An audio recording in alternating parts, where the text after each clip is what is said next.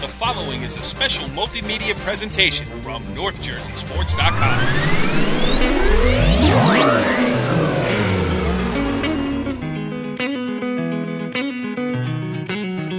This is In the Spotlight, NorthJerseySports.com's original multimedia series where we pick a guy, turn the spotlight on him, and have a conversation. I am Corey Doviak, and this was to be the time slot of our final soccer show of the season, Hitting the Post.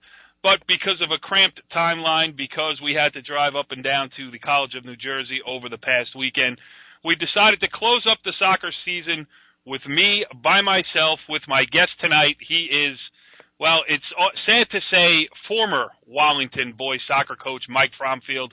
Coach, thanks for joining us here on In the Spotlight. Good to be here, Corey. Thanks for having me.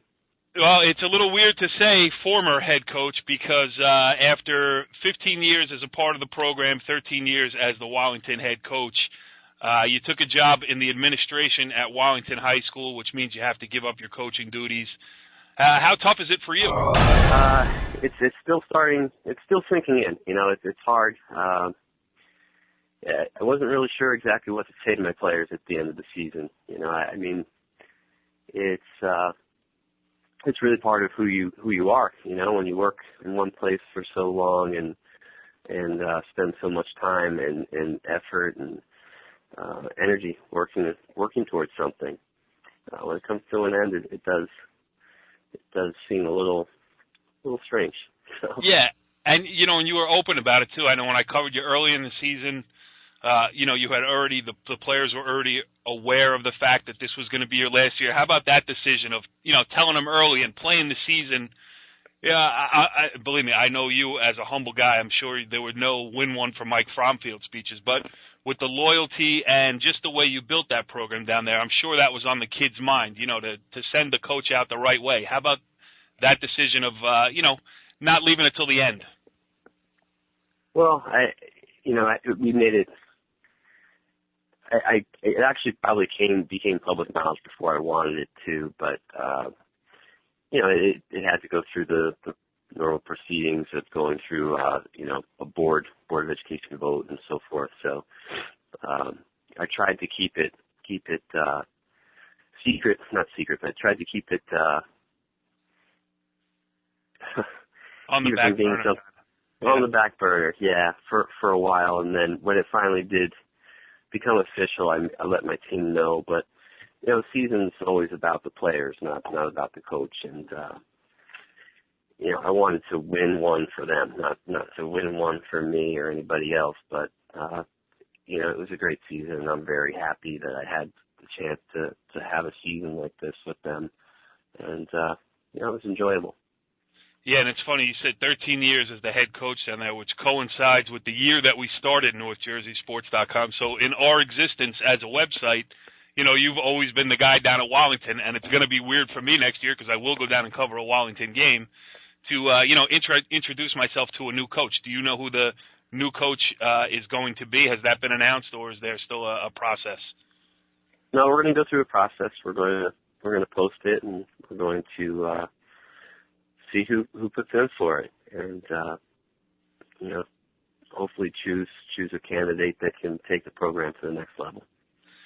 The next level. What is the next level? I mean, you've built something down there and you know, that's another funny thing too, because when I talked to you early in the season, I said, you know, there's going to be a lot of guys applying for that job, and you kind of looked at me and said, really? I don't think because you're so you coach day by day, game by game, minute by minute. I don't think you've gotten to probably take a look at the big picture of just how far Wallington soccer has come. I mean, 3 state sectional championships under your guidance, the 2010 outright state championship in Group 1, and also just the players that have come through that program. I mean, when you look back on it, just talk about the process from when you took over. I mean, even the field is different. You know, it was that rocky patch where you used to beg off of state home playoff games so you go to somebody else's and play them on somebody else's. Now you got that beautiful facility down there behind the high school, you know, the turf and all that stuff. So, I mean, how about just how far Wallington has come in the 13 years that you were the head coach there? Yeah, it's come a long way. I mean, we started really from scratch. You know, the first 2 years when I was an assistant under Coach Pete Serra, you know, we sat down and talked about how to start a program and what we'd want to do, what our values should be, and it's always been about player development, about trying to teach kids how to play, how to be a part of the team, how to be responsible, and it's what's been gratifying for me is it's not just about athletics. I've been a teacher in the building the whole time as an English teacher, and it's been about educating the whole person, and that's what our focus has been, and I'm very happy with how far we've come. But I think there's definitely, I think someone else can come in and definitely take it to another level. I think the program's growing. We have more players. This year we had more players in the program on our varsity and JV than we've ever had. I think there's a lot of good players coming back. So there's no reason why someone can't, be even more successful, I think. You say English teacher and student of Polish, because I also know that over the years you've had a lot of Polish players come through, and I was kidding you too that I'm Polish and I know zero. And it's funny because, at Wallington, I'm a Pal Park guy. Where I grew up, it was the same kind of, immigrant, hardworking school. That program is kind of the center of the town now that Wallington has become a soccer town over the last 15 years. And, however long it's been, that transformation too. But how about the community support down there? I don't think you get a lot of problems with parents. Seems like everybody's behind the program, and just the way, the junior program is fed right into the high school program under your guidance as well. I mean, just talk about being a part of that community during this special time for Wallington soccer. Yeah, one of the things I've enjoyed so much about being coach there is I've loved my team, but the school, the community, Wallington is a unique and special place. And one thing that we did to build up the program was to build a partnership with our local rec program. And even this year, our team, looking out at my team, I think probably out of my starting 11, I'd say 8 or 9 of them played rec soccer for me at some point, or played for the rec soccer program growing up. And obviously some of them played travel too, but right. It gives kids a place to play and have fun and learn fundamentals. And that I think that's part of building a good program, is developing a partnership with organizations in town that are looking to help kids do something with their time where they can be again learning those fundamentals, but learning the importance of teamwork and sportsmanship. And so we've had that's been very enjoyable for me too, to work with volunteers in town, parents who want to coach. And Joe Brunacki's town councilman now in Wallington, but the whole time that I've been there, he's been running the youth soccer program there, the Wallington Youth Soccer League, and I'm very proud of the work that we've done together. It's been very gratifying. Yes, and I remember writing a story a few years ago about how you can always tell the health of a program by the enthusiasm of the ball boys, because when you go to a high school game and you get a kid there who's, 5th, 6th, 7th grade, running the lines like crazy, chasing down the balls in the corner just because he wants to be a part of it, and he's looking at the big kids saying, one day I'm going to play there. And I remember writing the story that one of those ball boys turned out to be Hubert Duhl, who was graduated last year, went on to play college ball and stuff like that. So, I think that's the prime example of, keeping everybody involved in the town and the program. And you've had some great players too, which leads into my question. That was just a thought. The question that leads into it, just talk about some of the guys who have come through the program that have made such an impact, that have set the precedent there, the Tomek Kwiatkowskis, Conrad Plewer, Hubert Duhl.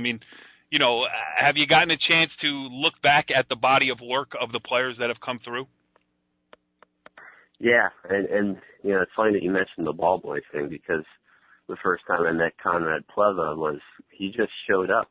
He came to the game and he was just hanging out on the sidelines when he was like in 4th grade, and we asked him to be a ball boy, and he came all the time to do it. And that was that was pretty fortuitous for us, because he was I think he goes down as the best best player we've had in our program, and he's been very successful since leaving us at Seton Hall and with Red Bull U23 and Red Bull reserves. So we've had some players do real well, but I'm also proud of the guys who've gone on to have like we've had a lot of kids come through our program who've been the first in their family to go to college and go on to have great jobs. We have guys who played for us who are state troopers, guys in the military serving our country, federal investigator. Believe it or not, we have a guy who won a Grammy, as a music producer. It's I'm proud of that too, and that's real cool stuff as well.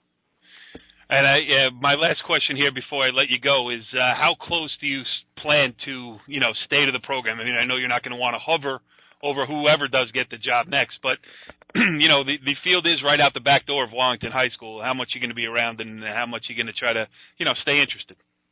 I want to go to a lot of games, obviously, but, I'm there to go to games, girls games, football games, volleyball games. Certainly, I plan to help the new coach in any way they'd like to, but like you said, I don't want to hover. I want the person to have the not necessarily the freedom, but the confidence to be the new leader of the program. Any way I could help give advice, I'd be happy to do it. But I think it's the type of thing where the new coach, whoever it will be, will have to really kind of put their own stamp on things. So. Well, you certainly put your stamp on the Wallington boys soccer program, and also, put it on the map in terms of Bergen County and state tournament success as well. It's been a pleasure to cover you over the last decade plus. I mean, I always had a great time going down there, not to mention that Wallington does have some of the best delis in North Jersey, so you could always count on a good sandwich down there.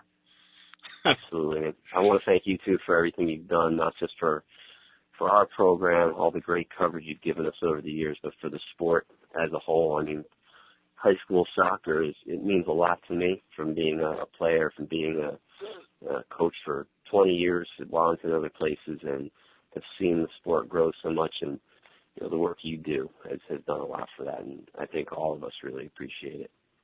Well, I appreciate you joining us here. Best of luck in your future endeavors. Knock them dead on the administrative level, and come over and say hello next year when I am watching Wallington Harrison on a Tuesday afternoon. Absolutely. All right, that was former Wallington head boys soccer coach Mike Fromfield, heading off now into the administration, leaving behind him a program well built at Wallington, which, as I mentioned earlier during that interview, won the 2010 state championship with a 23-2 record. A lot of great players have come through that program. Anyway, Sid, this is a wrap on the season for 2013, but before we go, just want to get a little bit of a mention of what happened in the state finals this past weekend at the College of New Jersey. I was down there on brutal conditions. I mean, 35-mile-an-hour howling winds. The temperature was below freezing. It was just a miserable experience to be a reporter/photographer standing on the sidelines watching that game. But Northern Highlands was our only North Jersey team to make it as far as the state final, and they walked off after 80 minutes of scoreless regulation and then 2 scoreless overtimes as co-champions in Group 3, sharing the title with Allentown. Quick thoughts. Here's an interview that I did with Sean DeVore right after the game. And please forgive the wind noise. As I mentioned, it was howling.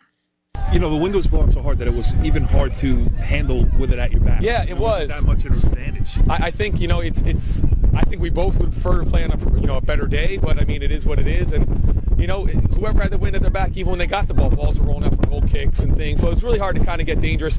I thought they were dangerous a couple of times. I thought we were really dangerous here down at the end of the first overtime. But, I think at the end of the day, we still won a state championship, so we're pretty happy about it. Yeah, I mean, it's weird because nobody really knows how to react. Some of your kids were jumping around. Some of them were upset. I'm like, dude, man, I'm like jumping for joy. I can't take it, man. But they're upset, so I told them to enjoy it. And I know some of my guys really wanted to win the game right out, but I tried to talk to them about perspective and understanding the moment, and they should be very happy with what they did today. How long is it going to take you to process this year? I mean, this has been a historic year in Northern Highlands, and just thinking about everything you've been through, the penalty kicks in the Bergen County tournament, the tight games in the state tournament. Yeah, it's been a kind of a crazy year, and we had a lot of young guys that started as sophomores and coming back as juniors. We expected them to be good. I don't know if we could be this good, but they just kind of came together, and some of the seniors did a nice job, and overall it was a really, really fun year, and I'm really just happy for it. I really am. Get to start all over. And I got seven starters coming back, and 2 academy kids coming back that want to play here. So, hopefully we can make another run again. I actually said to them, I know they're a major, obviously a junior team too, and I said, hey, hopefully we'll be back against each other next year again. So. Yeah, he was talking about was Allentown, which was also a junior-led team. Allentown won its first ever state sectional title this year, followed that up with its first ever state championship, albeit a shared one with Northern Highlands. And the last interview that we'll play for you here tonight is with Northern Highlands' Danny Aversano. He is one of the 7 starters who will be back next year for the Highlanders as they gear up for another run. And this conversation starts off with me asking him kind of just, that weird feeling when you walk off after a 0-0 tie, but knowing that you just grabbed a piece of the state title. So here's Danny Aversano. I really think that it should have been a winner, really. It's too hard to play for 100 minutes and not say who's a fair winner. But, it's school history, so you can't not be happy. How weird is that feeling when the clock goes? Some of you guys are almost in tears, other of you guys are almost in tears of joy. You almost don't know how to react. Yeah, you really don't. You really don't, because, it's just everyone has different reactions to it. And really, at the end of the day, you got to think about that. No team at Highlands, no boys, any program, any sport has done that. And, we just did it here. Yeah, we would have liked to get like a 1-0 or something like that. But the win was tough to deal with. I guess it's going to hit me later because, the season, DeVore says it every year.